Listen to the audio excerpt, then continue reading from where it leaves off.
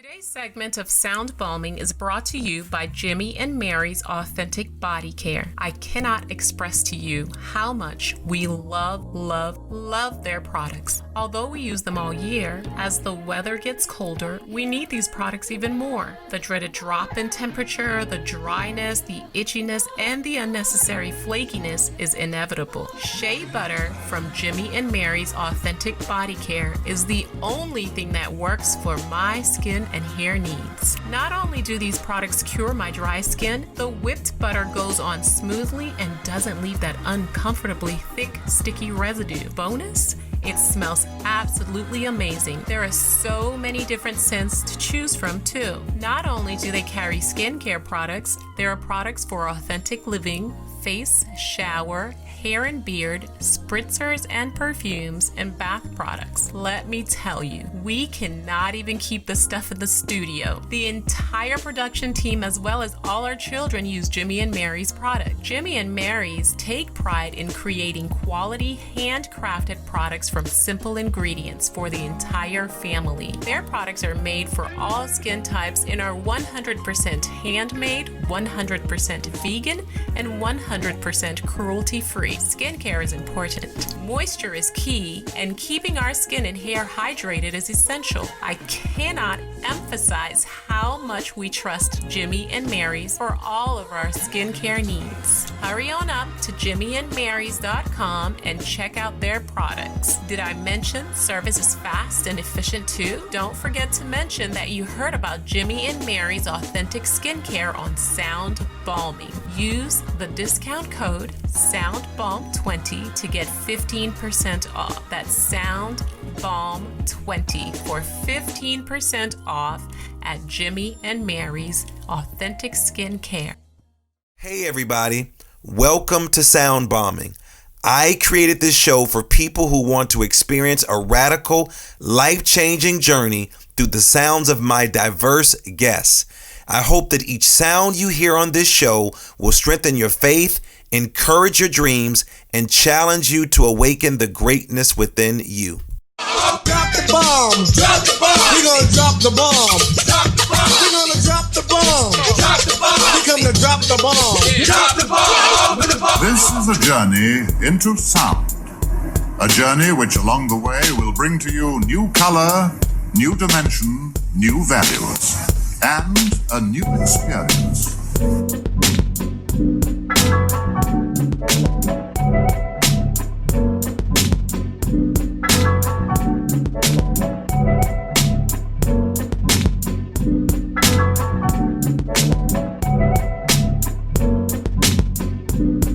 Ladies and gentlemen, the star of the show, Lamar Darnell Shields.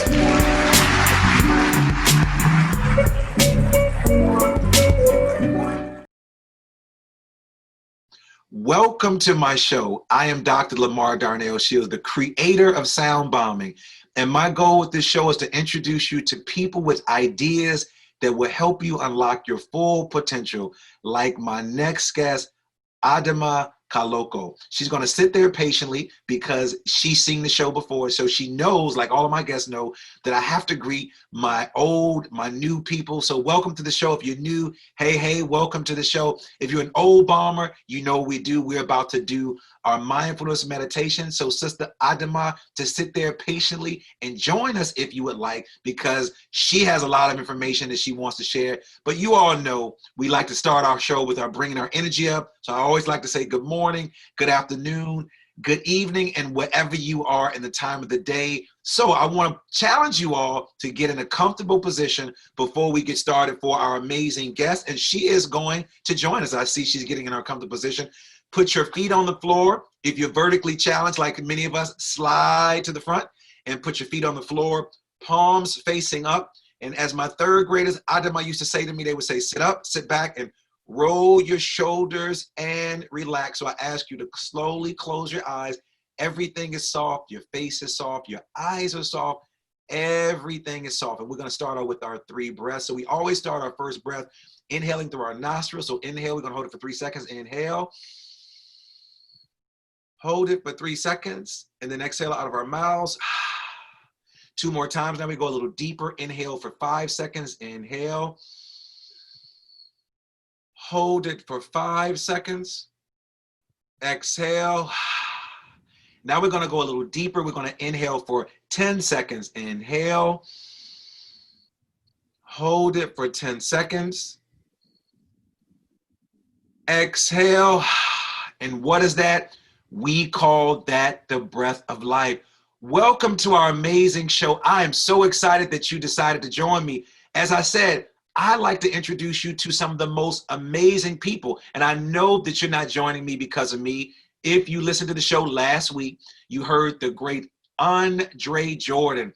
Andre works on Skid Row. Yes, that is a real place. Some people always say you're going to end up on Skid Row. Well, Skid Row is in Los Angeles, and it is blocks and blocks of homeless people who are living in shelters, who are just like you and us, who life showed up for them, and then they had to live on, or they were forced to move onto the streets. And so I'm honored and so grateful that my guest who's joining me, what's interesting is we talked about this off the show. You're going to know where she's from.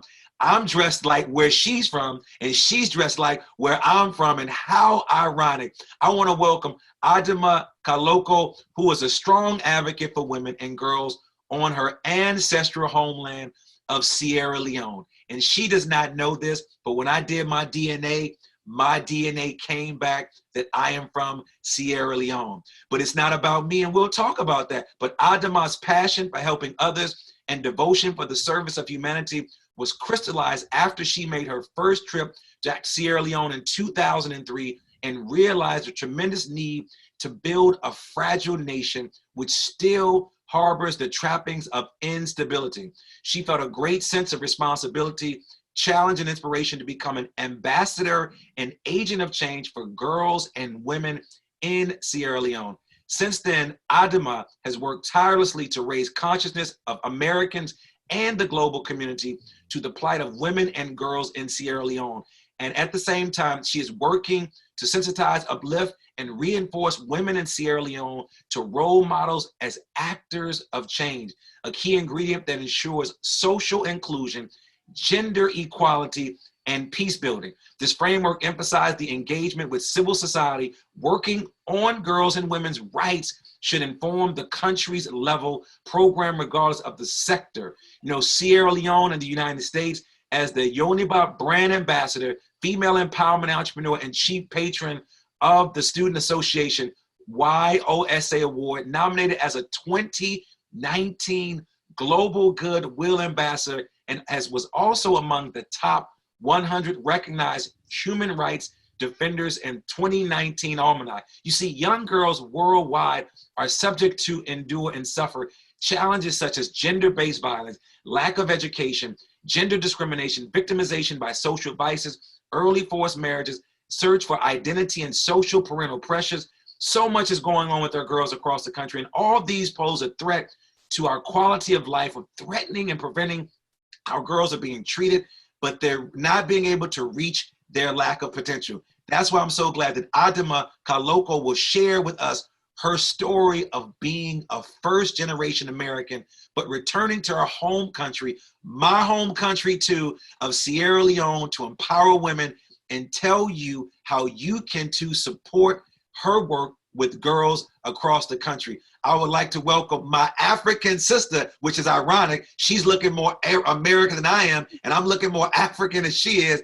But this sister carries the name of my daughter, my 16-year-old daughter, Samira Adama Nafia Shields. So I'm so honored, Adama, that you joined me, because you know we've been jacking my daughter's name up for 16 years. And we talked about this. You said, why do Americans call us Adama? And I said to my daughter when I was coming into the studio, I said, Samira, I am about to interview a woman named Adama. And she put her hands over her face like that. I said, you know that's the correct pronunciation of your name.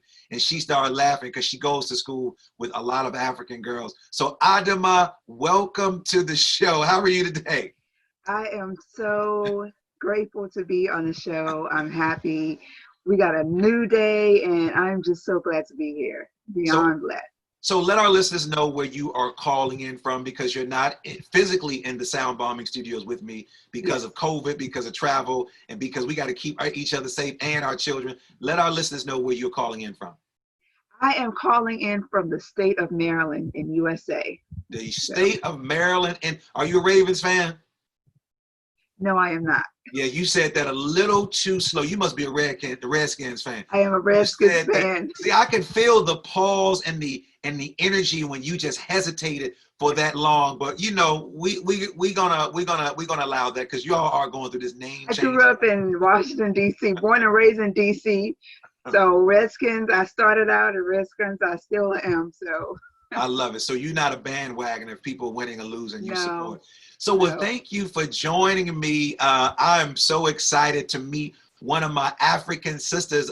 You don't know this, but I've traveled to Africa quite a bit. Ghana is one of the places that I spent most of my time. But as I did say, when I did my DNA testing, I found out that my lineage is from Sierra Leone. And I'm sure you know my producer, who probably should be doing this interview, Nicole, is from Liberia. Yes, and I'm sure she shared, did she reach out to you and share with you that that's where she's from? yes, last week when we were kind of making the changes to today's schedule, and she said, by the way, I am also Liberian. I said, what?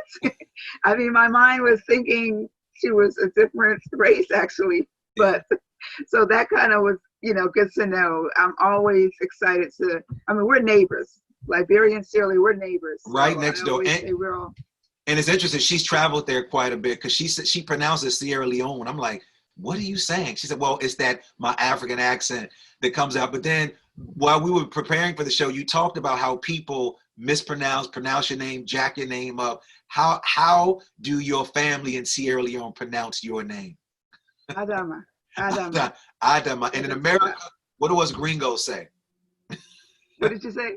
What do we say in America? How do we jack your name up? Adama. But I would say that that's actually part of my journey growing up, because I did not love being from Sierra Leone when I was a young child in DC. And I grew up, you know, as a young child. My mom would thread our hair. She would dress us in our clothes. And then we started going to elementary school, and, you know, we were teased. So as we got older, I soon quickly found out I got to be in the cool kids club, because, you know, dark skin wasn't in, then my name. So I was just decided that, you know, I'm just going to try to be as cool and kind of stay away a little bit from the, you know, African cultures. So, you know, I accepted it, you know, when I went to school, and people were like Adama, and I was just like, hey, it works. And as I got older, but when I went 2003, I got a wake-up call when I went, and I think my family would see me introducing myself, and they, not your name. And then they gave me the history of my grandmother, who I was named after, so they put me in my place. But by that time, I came back and I told people my name. They said, excuse me? Well, we've been calling you this for all our life. So it's just, you know, it was a little tricky thing. And you're so right, because my daughter, so all of my children have strong, rich African names. My daughter's name is Hadia Ayodele. And you know, any Nigerians, I'm sure you know, that Ayodele, oh, they love that name. But we would pronounce it Hadaya. And I would tell her, I said, your name is really Hadia, which means gift. And it's also an Ethiopian language. And so Samira, when I would say to her, I said, your name is Adama. But we would hear Adama. And my son's name is Mosiah, who's named after Marcus Garvey. Mosiah Sekou, and named after Sese Sekou, an African leader out there. And so I think it's real important as we give our children these strong names. But talk to me about the struggle of being a dark brown girl with a strong African name, and how it made you talk about how it made you feel. And then how does that then carry over for the work that you're doing for African girls and African women and women across the country as it relates to Sierra Leone? Because names are important. You know, my daughters used to get joked about their names, not only just from the Americans, but my girls go to boarding school. And so a lot of the girls are indigenous. They are indigenous, but my children knew more African culture than they did. And I said that to them, I said, again, you know more African culture than they do, because we raise you in that culture. And so a lot of them would laugh, and they would say, you mispronounced your name, and she would feel bad. But as she got older, both of them, they realized that their parents gave them a very very strong name with strong meaning. And so you talked about how important it was to hear your history. From your grandmother's name, do you see that struggle within the young ladies and the women that you work with as it relates to complexion? Because we know that's an issue, and as it relates to name. So complexion definitely played a major role in my insecurities growing up. I did not see beauty in this. I saw, and I was compared. Light skin was the golden ticket for being in the cool club. Not necessarily pretty. It was just, we were separated. And I grew up in the Washington, D.C. area. And so I know a lot of people we have this color thing that was going on in the 80s, where as it was totally different from where it was today, and so I did not grow up thinking this was beautiful. And that kind of really diminished me really loving to be an African. I just thought, I'm just going to be as quiet. I wasn't as vocal. I'm just going to blend in. But I was ridiculed, definitely, because I stood out from the other kids as being one of the darkest in most of my classes. And so I just thought that this is just how it is. But I think maturity sets in, being exposed when I went into the military, having these experiences and meeting other people. As I grew up, I learned to just see that this being different, this dark skin was put on me for a reason. Like it's a beautiful thing. And it wasn't until as I got older, people would say, "My Lord, you have a beautiful skin." And it was hard for me to accept because I had already accepted that it wasn't. So my mind, as you say, mindset matters. And so that's why I really try to overdo it when I see young girls, especially Sierra Leone girls. I go overboard in making sure they know you're bold, you're beautiful, and you're Black. And those three combinations, that's your power. So I got my power as I got older, as I went to college, as I started, and then when I went back, of course, that just totally changed my whole mindset. But I had to accept that's just growing up, you're going to be teased. But I feel like as I look back, it really did stop me from being greater at a younger age. Like I just kind of blossomed, I would say, after college. I just kind of realized, like, you know what, this is who I am. But I wish I would have been able to embrace who I was and that the beauty was in there before. And so a lot of young girls face this and they do it back home. It's a lot of people that fantasize over Beyonce, long hair and a weave. And, there's a lot of parts of our society that accept the lightening cream. And I cringe when I think about it, but I had a lot of relatives. I was going to jump in there. This is it.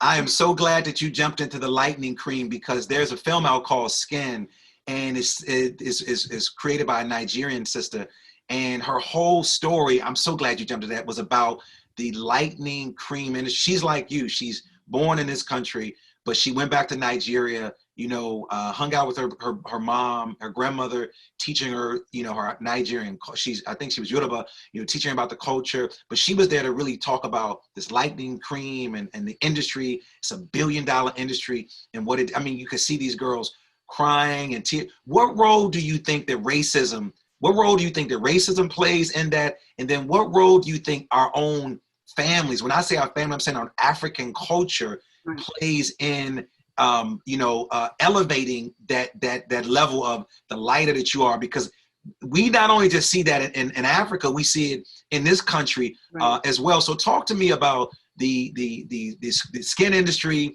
What role do you think that racism plays? And then what role do our families play in continuing that conversation, but then also elevating us and taking us in a different direction? So I would say that everyone coming from, I'll speak on the Sierra Leone. America's a land of opportunity, but also a lot of them, when they come here, America's a land where you have to fight for those opportunities. And by doing so, you have to be the best of the best. And I'm still trying to figure out, but for whatever reason, a lot of people have brainwashed themselves to believing that I have to look more like the whites, because it is this notion that the whiter you are, you're going to be successful, you're going to make money. And so there are people who, before the relatives come over here and get brainwashed, they're telling them, you have to do this, you have to do that. And so they already had that notion that, okay, I have to fit in, I have to, kind of erase anything that is strongly connected to African culture. So it's unfortunate that even social media plays a major role in how we are influenced. So our role in African, like the real African culture, we influence each other. Now, we have our strong influences, our foods, the way we dress, and all those, but for whatever reason, the look and trying to get a job, opportunities, they connect that with trying to look more closely to the white culture. And it's very important that it starts even with the younger kids that I've seen in Africa that will be trying to wear, they want me to bring wig. I'll say, all right, I'm coming, and they'll say, oh, bring me a wig. And I'm like, maybe I'll bring you a book, Yes. because they're thought they see on social media, and they see these images that look very, very, very nice and cute. Whereas they look at themselves with their nice, beautiful brown skin and their hair, and they don't see cute. So I think our role, one thing that I can say that I can always remember is that my father, this is where I get my dark skin from. He had 4 girls, and he always said, wait a minute, Jonathan, sorry. He always said, you are beautiful. So fathers play a major role in their daughters' lives. African fathers play a major role in making their young Black daughters realize they have that beauty, because a lot of times they don't have, I have personal uncles that I know that were not close to their daughters until, they stay on their sons, but their daughters is more like, they can trust them, while their daughters are hurting and feeling like they're ugly.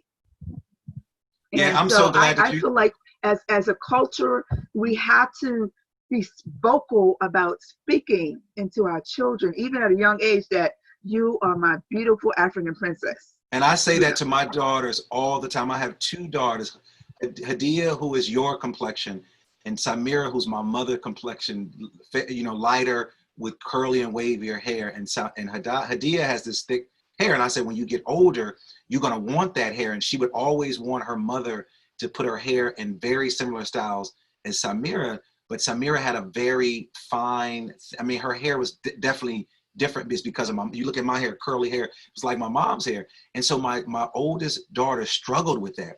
But I always talked about how beautiful they were. I talked about how beautiful their hair, talked about their names, and we didn't play these games like, oh, she's lighter, she's dark, call it. We didn't do that, because what other cultures don't, and I think even in European cultures, they get it depending on where they live geographically, like Italians, northern Italians and southern Italians, darker and light. It's the same thing when you go to parts of Africa, northern part of Africa, southern part of Africa, lighter hue in northern, darker as you go closer to the equator as you get south.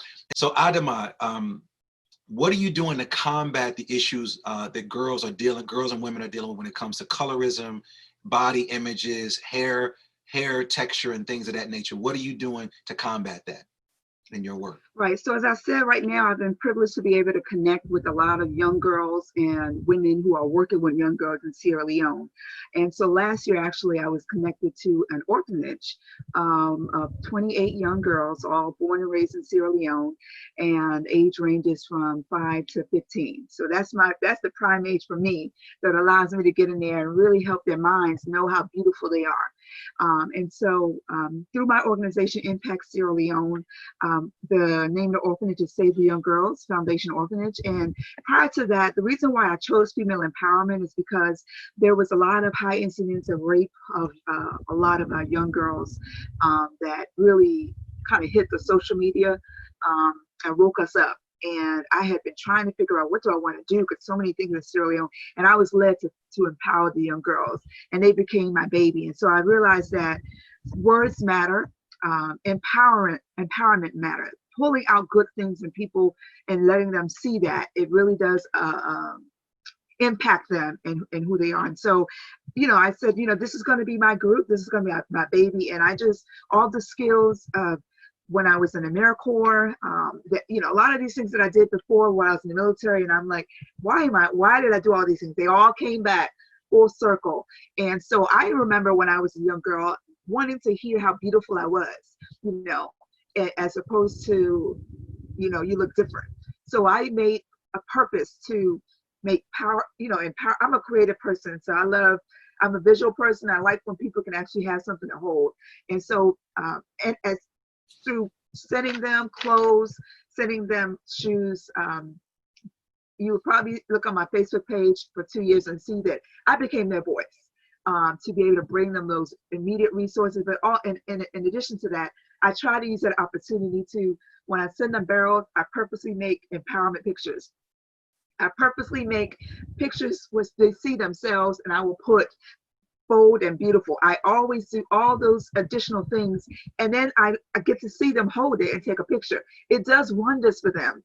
And not only that, when I post it, somebody else out there that maybe is over here or in, I don't know, can see that and say, my goodness, look at this young Black Sierra Leone girl holding a picture that says, I am empowered to inspire.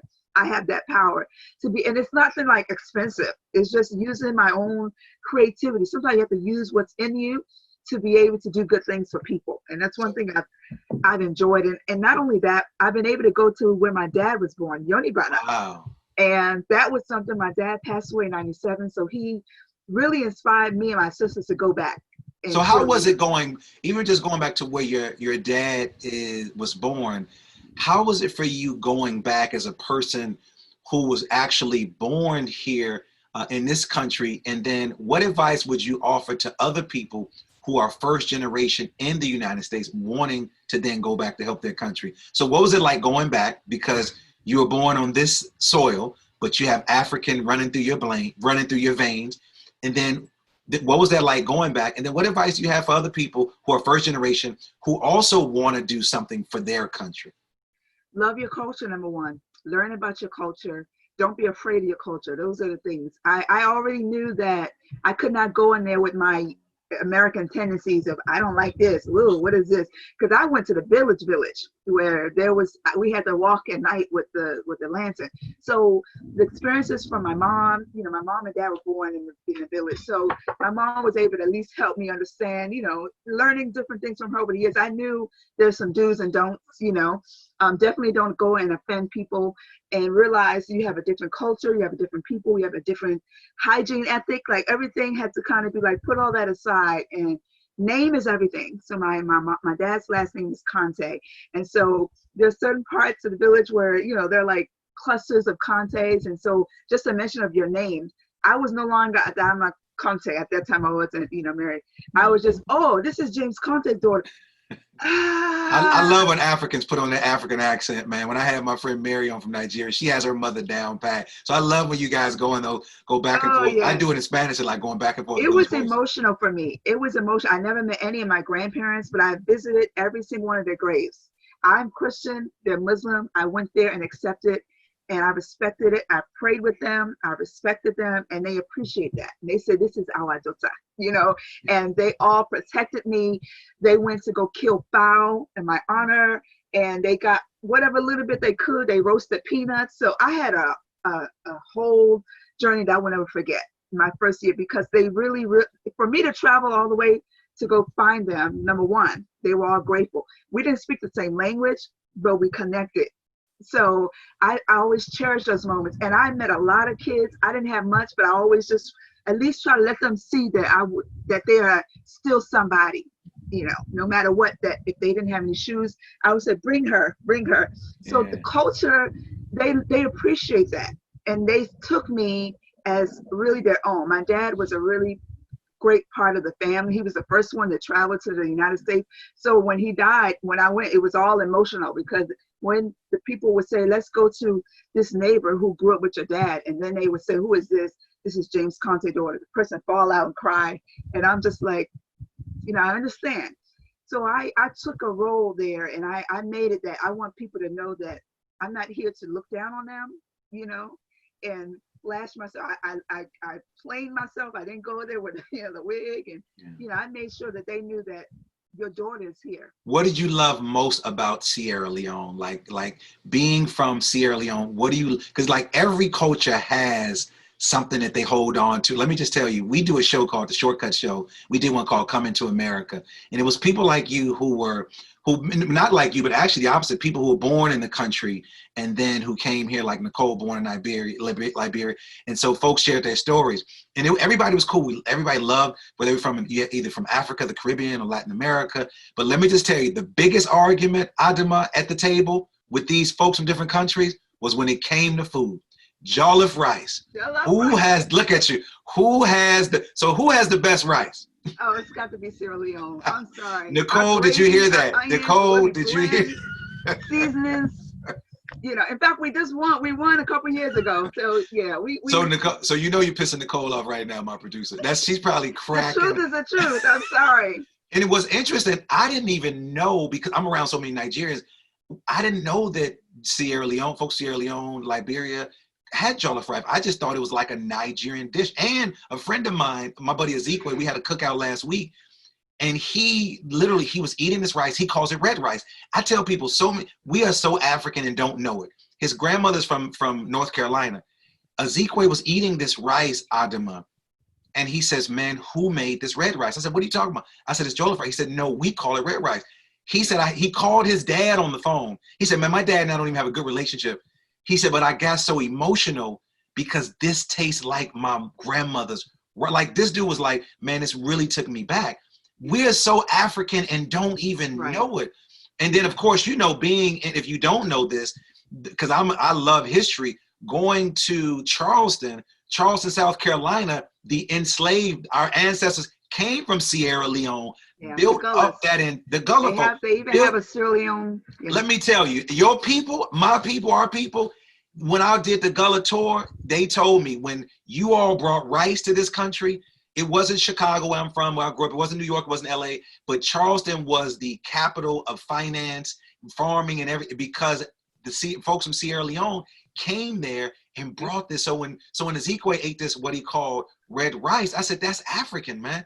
And he literally got so emotional. So that's why I want to know. So I love to get people into this tizzy, and it's always about rice. If I'm talking to Dominicans, I'm talking to Jamaicans, I'm talking to Puerto Ricans, everything comes back to rice and food, who has the best rice. Now, you said to me in the conversation what the girls and the women get out of this. I want to know what does Adama get out of this? What are you getting out of doing this work in your homeland? What are you getting out of pouring into girls, working for girls and women? What are you getting out of this? And what is the little Adama gaining from this? The little black and the brown girl who people laughed at because of her complexion, because of her name. What are you getting out of this, gaining from this experience? That voice that little Adama didn't have, I get it every day. Being a voice for other girls, I realize that I'm changing. It's destiny is a big thing, and I'm all about that whole thing about we are all created with a destiny, and I believe that the work that I'm doing is part of my destiny. It has opened so many doors, but it has also pulled out things in me that I didn't even know I had. And so for me, it's priceless. It's a gift that keeps on giving because it's changing a life. Not only are we working with the young girls in the orphanage, we have now started working with the young girls in some of the schools. We just did a powerful workshop called My Body is My Body to teach girls to know that no one has the right to touch them. So it's just the ability to be able to do things, relationships with people who may not even speak the same language, but we have the same goal. This thing is spiritual, because we're all here for a purpose, not just to be born to be cute and then, go to Hollywood, but to actually do something that would change lives. And I get to do that every day. I get to do that through the farming, teaching some of we're working with farmers in Yonibana. I'm taking it home to where my dad was born. I never met any one of my grandparents, but for me, this is a bigger thing to help me give something back to them, to keep their name. Name is everything in Africa. And your legacy, they weren't able to fulfill whatever they wanted to fulfill, but their great-great-granddaughter, she's the seed that can at least try. And so it's a bigger thing for me. Every day when I think, okay, what else? It never stops. There's so many things that you can do.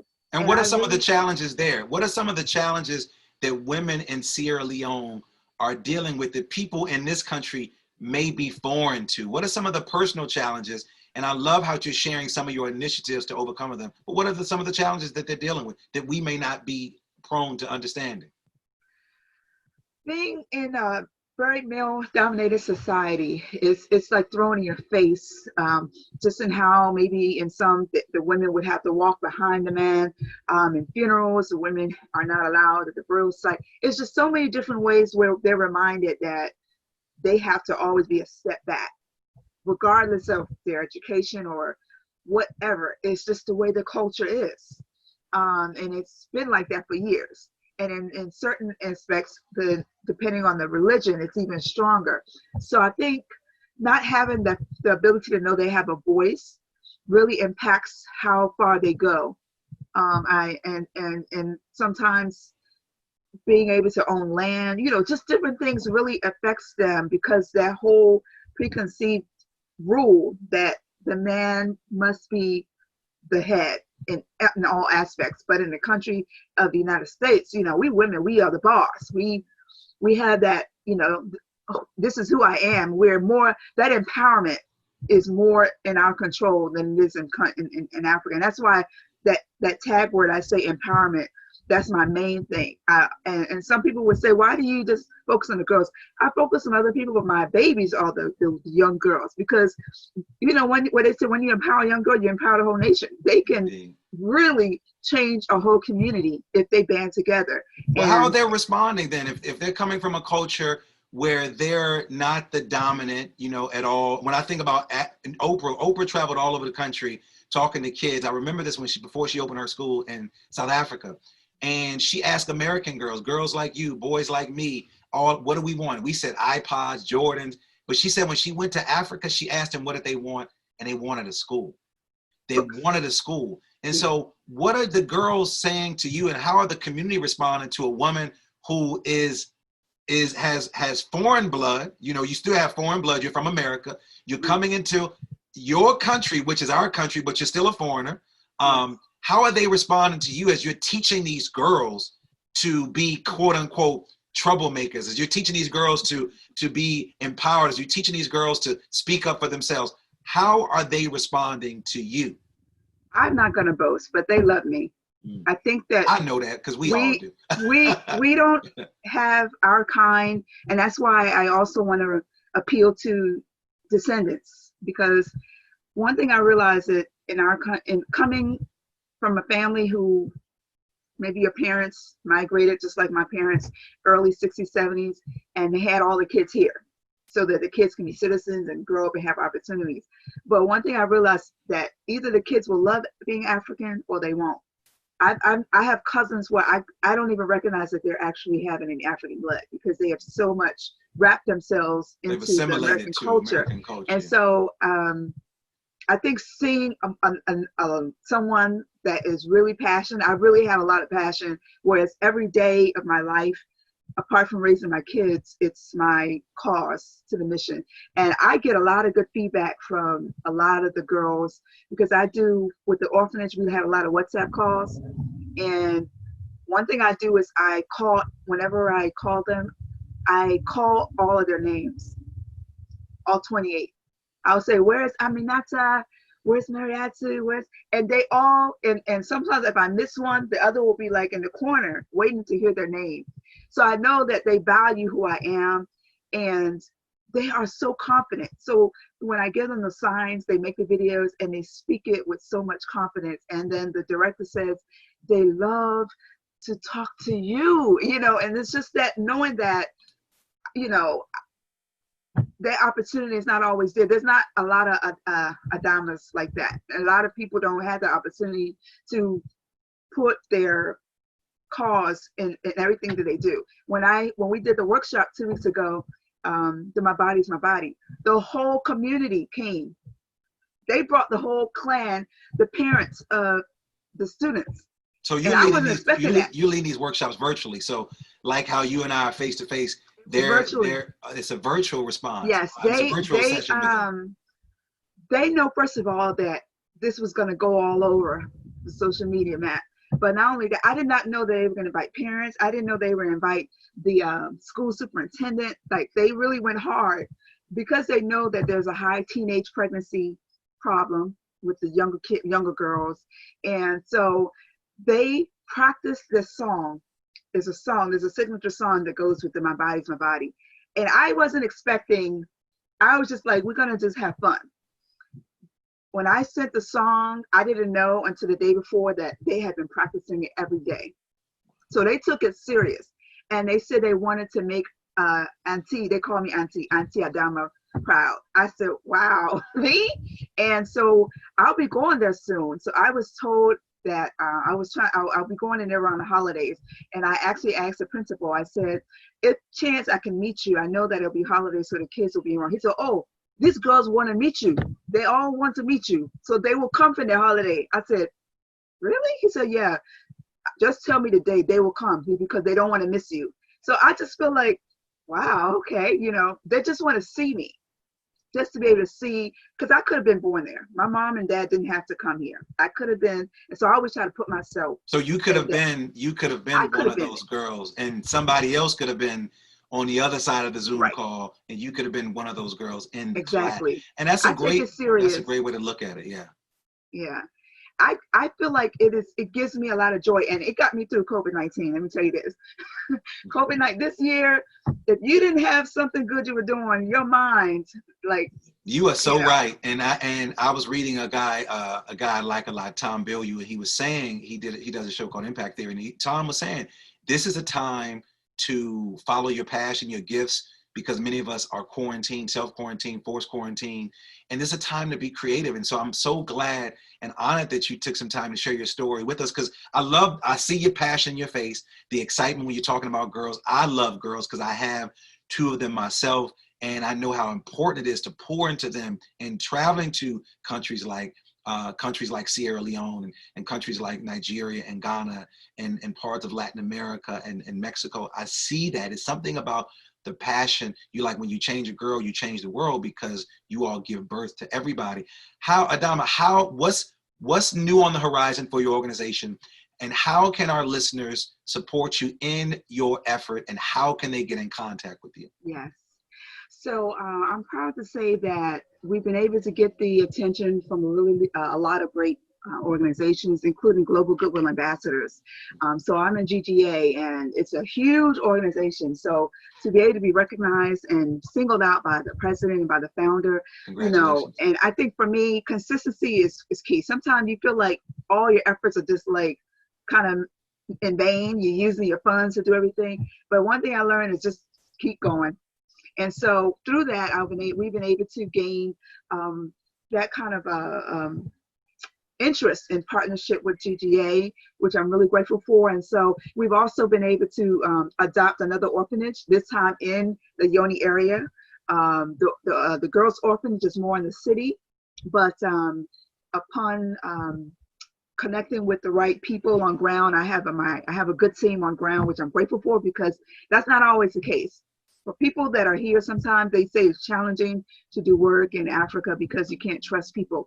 But I've been able to have some really good people. And so farming is like, between farming and the new orphanage that we adopted, it's not just, the new orphanage is both young boys and girls. So we just finished a school supply drive for them. So when I go in December, they all gonna get, like I got a box of, we just came off of a school supply drive that I organized, and so they're gonna each get a new book bag filled with stuff.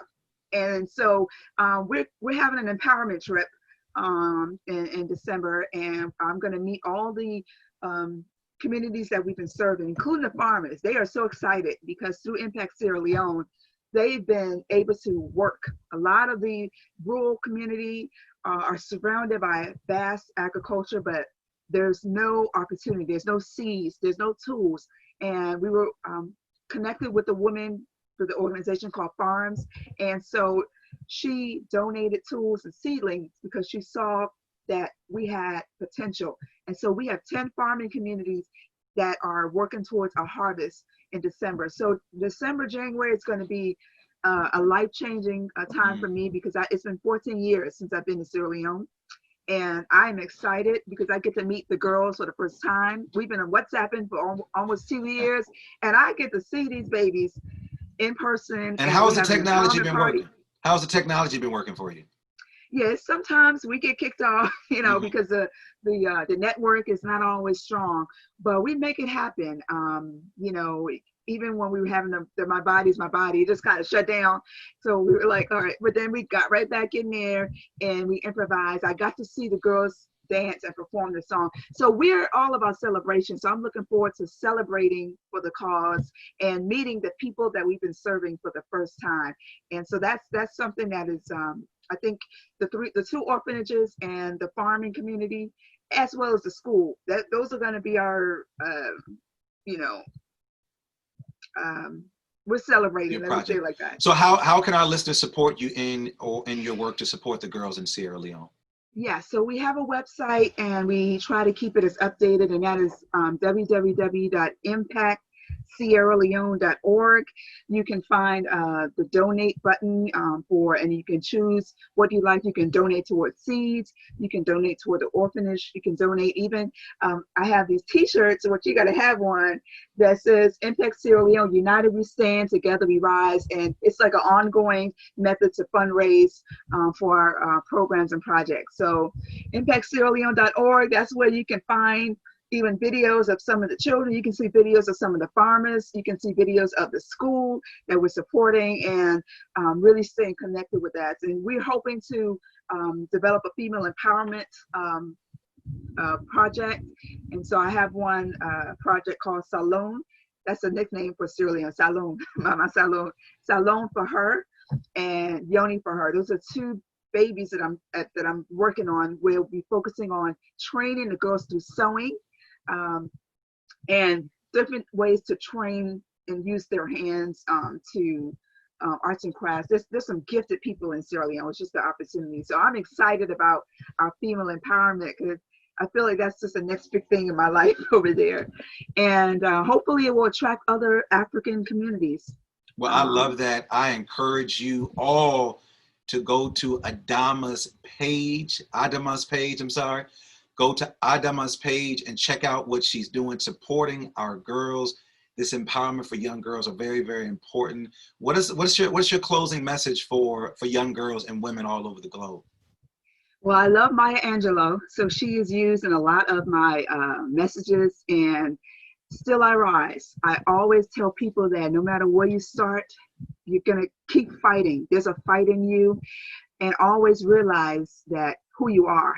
Lion King said it best, remember who you are, right? And so that has actually been my strength in everything that I do. Remember who you are. You are African, and remember who you are. You're Sierra Leonean. Remember who you are. You are a woman. You have power to change the world. And that has been my messaging and a lot of what I have been able to do. But you're beautiful. We are beautiful creatures created by God, no matter who you are. And that is something that it has given me such strength in how I speak, how I stand, how I present myself. It was never the case before. I always used to be the one that hide. I would hide my smile. I would just hide who I was. But today, Adama is here to stand strong on who she is as a Sierra Leone descendant of Africa. Now, how could you hide that beautiful smile? I'm so glad that you have given the world this gift, that beautiful smile, your beautiful spirit, your beautiful skin, everything about you. And you are a great reflection of your ancestors, your God, and also for the girls that you are serving. So I thank you for hanging out with me, but you cannot leave yet. My favorite part of the show is called the Super Bomb Questions, and they're brought to you by Mountain Made. So Adama, I'm going to ask you some questions. I need you to respond as quickly as possible. Are you ready? I know you're ready. You work with girls. You got to stay ready when you work with girls. So here we go. What is your favorite word? Empowerment. What is your favorite scripture or Bible verse or spiritual verse?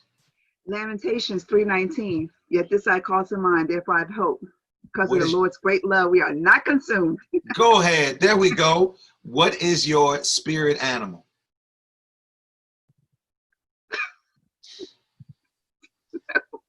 Rabbit, just hopping around. Just hopping around. What's your superpower?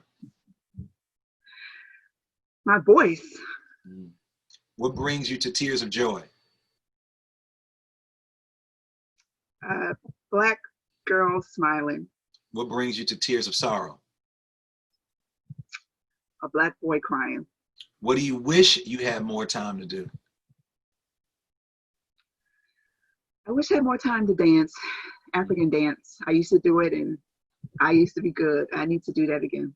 I think I'm going to dance with my people back home. I'm going to do some African dance with the drums. Get it in. Get it in. What values do you live by every single day? Humility. Humility will make or break you as a person. You have to be humble. You have to be humble. What's a ritual that you do that helps you connect to your inner power?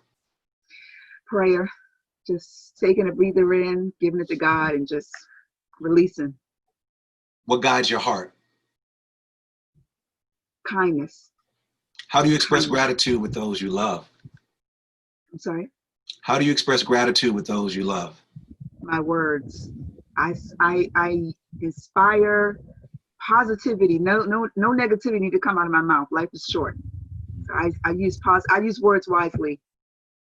I can hear that. If you were in the Mrs. America, not Mrs. Sierra Leone, if you're in the Mrs. America talent competition, Adama Kalokoh, what would your talent be?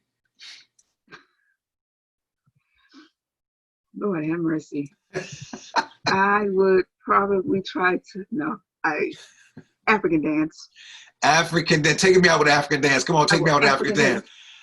Sister Adama, I thank you for joining me today. I thank you for the work that you're doing on behalf of African girls all over the globe, but in particular in your home of Sierra Leone. I thank you for joining me in the bomb shelter. And please, please, please get in contact with her and support her work. And the sound bombing community will do that. We want to help you out. So community members joining me in supporting Adama and her effort with school supplies, backpacks. Go to the website and just chime in and let us know how you can support. So thank you for joining me today. And I'm on all social media pages. Impact Sierra Leone has a YouTube page. We have Instagram page. We are on Facebook, and we are on LinkedIn. So you can find Adama Kalokoh and Impact Sierra Leone on all those pages. All the videos you want to see, they're there. Thank you, and thank you for joining me today. And I also want to thank my engineer, my Haitian brother, Alexander Blanc, my African sister, Nicole Klimpaka, Supremacy for our theme music, and all of you for listening. We cannot do this without you. Make sure you subscribe, leave a comment. If you want to make a donation, you go to Buy Me a Cup of Coffee / sound bombing. If you want to know more about me, go to drlds.com. And it's always believed that something wonderful is about to happen. And that some people miss the message because they're too busy messing up with all this other stuff. So stay focused. And Adama, thank you for joining me today. It has been a blessing.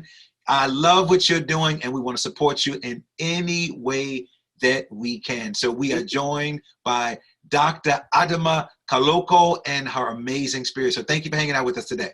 Thank you. The Super Balm questions are brought to you by Mountain Made CBD. Mountain Made is changing the CBD game by offering a line of high-dose CBD tablets at an affordable price.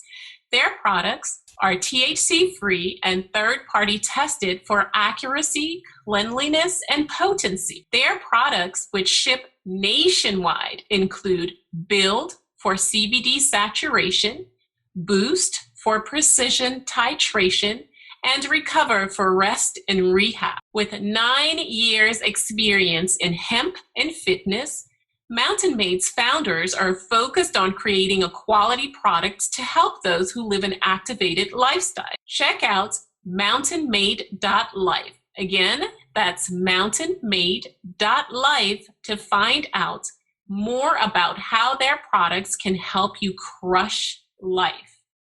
Remember, their products ship nationwide. Go check out their website today and follow them on social media at Mountain Made. That's the @ MNMADE. Our staff at Sound Balming uses Build before a morning workout, which helps to push our bodies to a whole new level on a daily basis. Try Build, try Boost, try Recover. Our staff is using these products to enhance our active lifestyle naturally, and we are crushing life with mountain-made CBD, and you can too.